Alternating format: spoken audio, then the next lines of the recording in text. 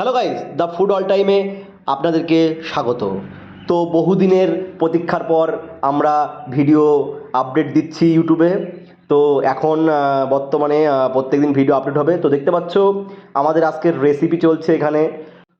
আজকে তৈরি হচ্ছে যে রেসিপিটা এখানে ডিম ফ্রাই। তো দেখতে পাচ্ছ ডিম ফ্রাইটা এখন সুন্দরভাবে তৈরি করার চেষ্টা করছে। তো এখন এটা ফ্রাই হচ্ছে, তো ভিডিওটি স্কিপ না করে দেখতে থাকো।